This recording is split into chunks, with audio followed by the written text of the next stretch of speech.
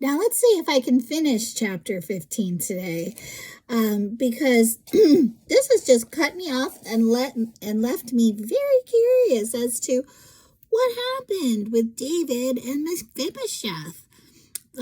Part A, please check out. We'll let you know that there's something going down here. But now we're on chapter 16,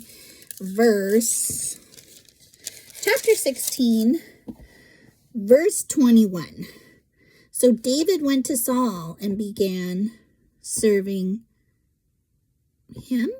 Hold on. 2 Samuel. Sorry, I did not mean to take up time with this because obviously I am short on space. And this is why I didn't make it through the last video. Okay, so we're picking up on chapter 16. And David says to Ziba, who is Mephibosheth's servant, in that case, the king told Ziba, I give you everything Mephibosheth owns. I bow before you, Ziba replied. May it always be pleasing to you, my lord the king. Because he's the king, but something's going on with Mephibosheth saying he's going to stay behind when King David has to leave, and he's going to gain back his father's kingdom that day. Okay, so there's some disloyalty going on in David's kingdom and his family. His son has risen up against him, and he is now trying to take over. Shimei curses David is the next subtitle. As King David came to Bahurim, a man came out of the village cursing them. It was Shimei, son of Gera, from the same clan as Saul's family. He threw stones at the king and the king's officers and all the mighty warriors who surrounded him. Get out of here, you murderer, you scoundrel, he shouted at David. The Lord is paying you back for all the bloodshed in Saul's clan. You stole his throne, and now the Lord has given it to your son Absalom. At last you will taste some of your own medicine, for you are a murderer. Oh, wow, I didn't know that the people were out here feeling like this about King David. Why should this dead dog curse my lord the king? Abishai, son of Zeruiah, demanded. Let me go over and cut off his head. No, the king said. Who asked your opinion? That's funny. You sons of Zeruiah.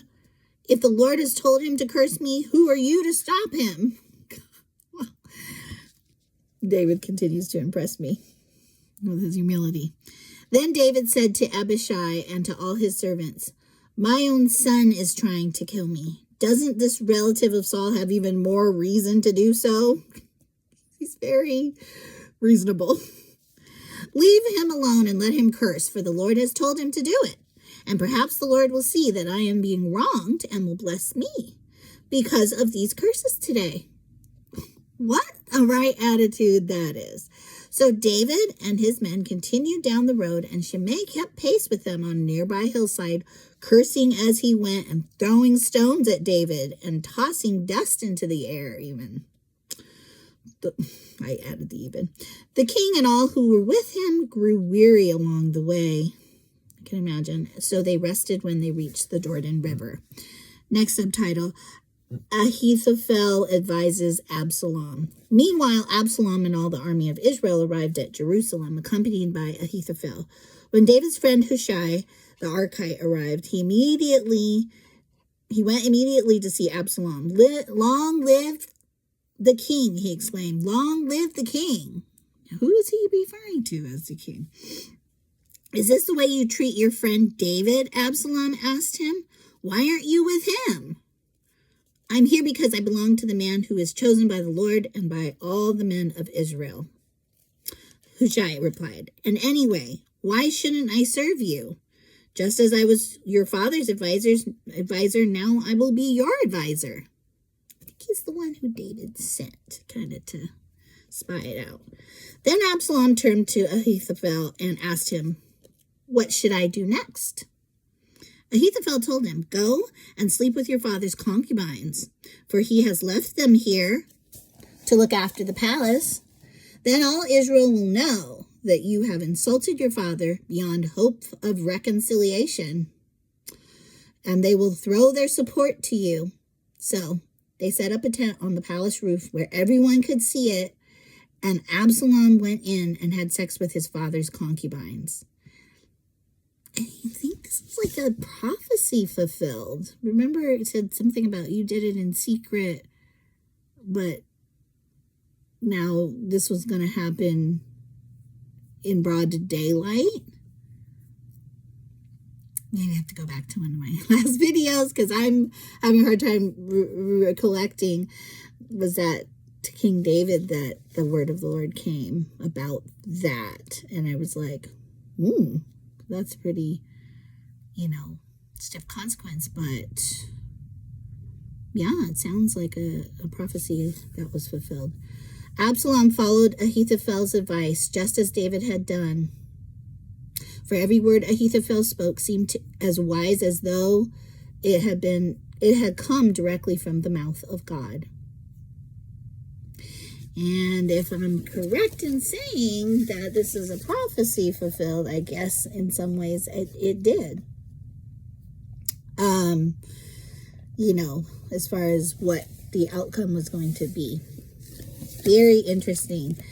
Very hard chapter to see this disloyalty to David, and especially when we know, David has definitely practiced some disloyalty in his time as king, but he has also been very loyal too, like loyal to Saul, taking care of Mephibosheth, and then for this to happen to him.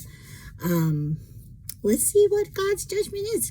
David says he's squarely in God's hands. And, if God has set this person to curse him, then he'll be cursed, he said. And if God sees fit that, perhaps the Lord will see that I'm being wronged, he said, and bless me. So let's see. What's the outcome? All right. I'll see you tomorrow.